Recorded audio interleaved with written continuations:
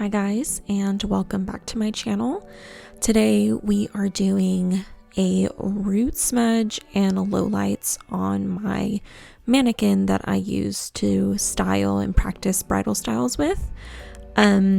This one I will link where I got it. These are kind of expensive because they are real hair, and you can color, cut, style just like you would with a normal head of hair. So these are really great if you want to practice your bridal hairstyling. So the first thing I'm going to do is I'm going to section. I like to section the front pieces away from the back, starting from behind the ear. And then we separate the back into two halves. And then we're going to go in with our low light. I like to go around the perimeter. I started to go around the perimeter first, and then I stopped midway because I didn't want the top of the hair with color to transfer onto the hair and the bottom that's still light. So I just kind of started at the bottom, and it's been a while since I've colored hair, but it is fun and I do enjoy it.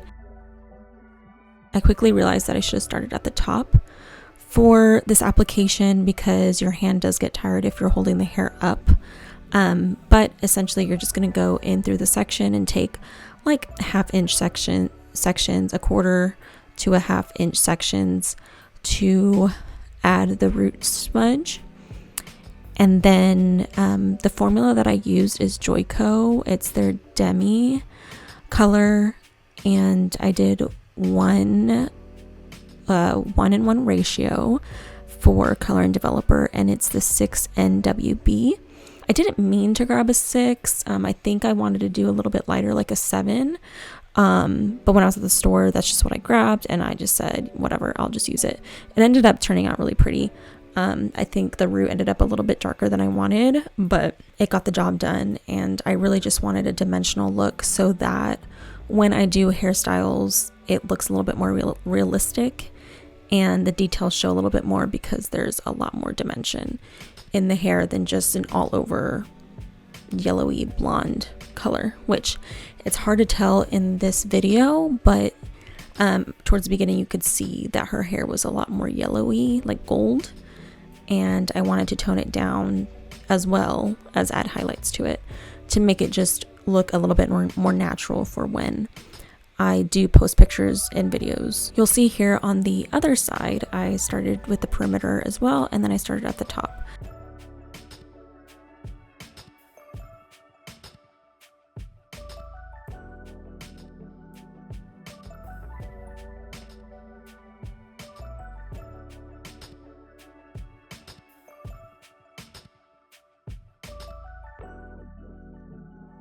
So I finished the back, and now we're on to the front, and I'm starting at the top, and I'm kind of going in at an angle. I don't want a lot of the smudge to go all the way down towards the bang, so I just did like a little tap and then worked its way to a bigger smudge towards the back of the hair versus the front, because I wanted to keep the front more bright with like a money piece, and I didn't want it to go too dark. So here I am sectioning again in like a quarter to a half-inch sections.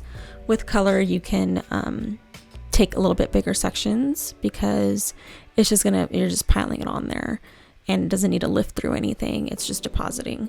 Versus if you're bleaching or doing highlights, you want to take finer sections so that the bleach can penetrate through and actually lift the hair correctly and evenly. So I'm just going through the top again with my section in front of the ear, and just going in horizontally to place that color and just drag it a little bit.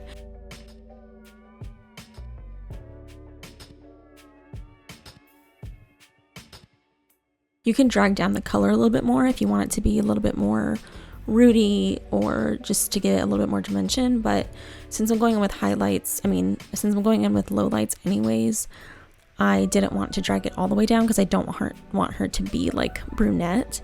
I want her to still be blonde with just a little bit of dimension.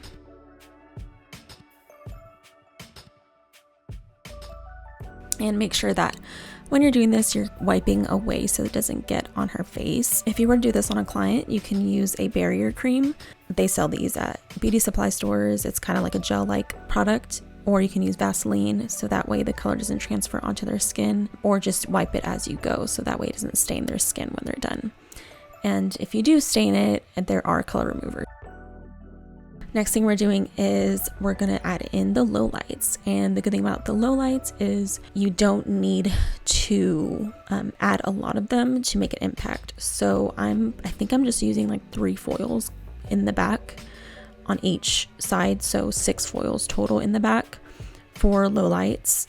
And as you can see, I'm taking like a little bit bigger, I'm doing a little bit of a bigger weave, and it will still create a big impact even if you're not packing in the foils, because if you start packing in a lot of the lowlight in there, she can turn brunette real quick and the blonde will get lost. So you still need a lot of the blonde in order for the dimension to pull through. So don't go too crazy with the low light.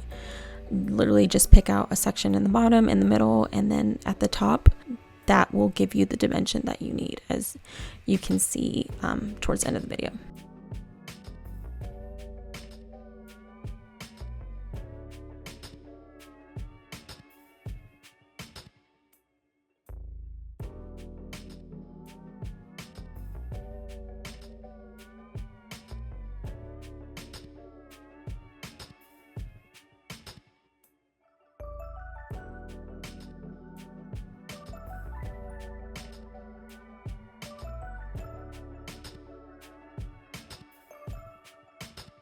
Towards the top, I do kind of a finer weave, so that way it kind of blends a little bit more.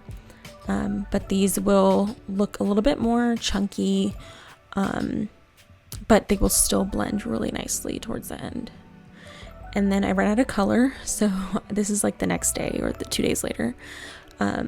We're doing the front, and so what I'm doing is I kind of want her to have, I'm going in like vertically on the side, because whenever I curl her hair, I want it to show, I want the dimension to show through. So that's why I'm taking this vertical section and weaving that out and then putting a little light right there.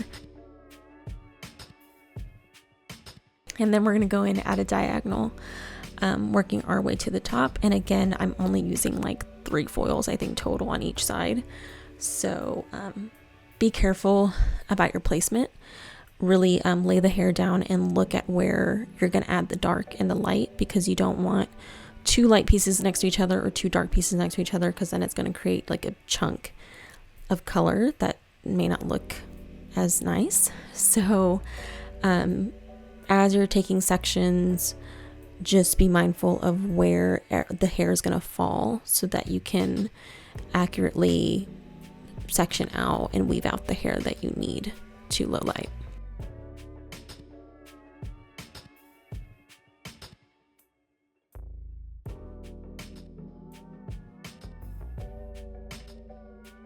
And towards the top, again, you want to see where the darkness is and take that out, and be mindful that if there's a dark piece, you want to leave a lighter piece in between, so that way it doesn't create this big chunk in between.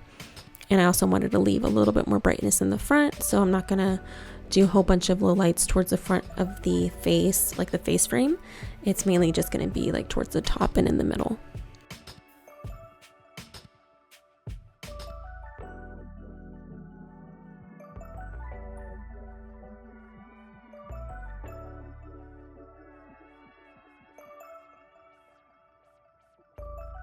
Then we're on the other side. As you can see, kind of in the back, it's already pretty blended with the lowlights from a couple days before. All right, so now we're gonna do the same thing on the other side. We're gonna go in on like a vertical section and weave out, so that way the sides of the hair, when we curl them or do any waves, it just looks, you can see the dimension when you curl it. And then we're going to do the same thing as we did the other side. Try to copy what you did on the other side of the hair, so that way it comes out pretty even. And just, again, keep watching out on where you are adding your lightness and darkness, so that way you don't create big chunks of color.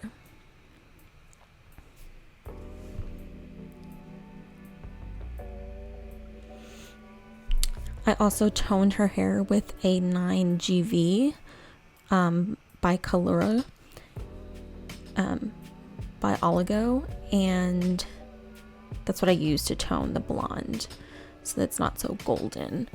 It's still a little bit of gold, but kind of getting rid of a little bit of the brassiness.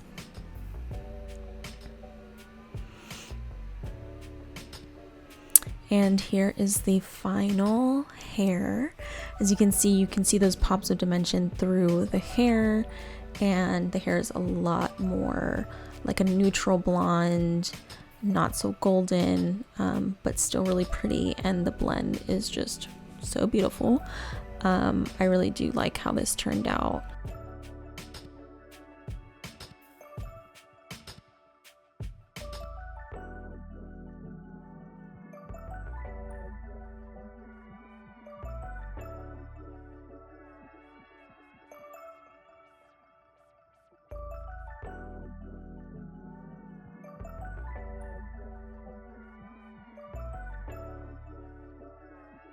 It just makes it look like a real client's hair, someone who has like a more rooty look.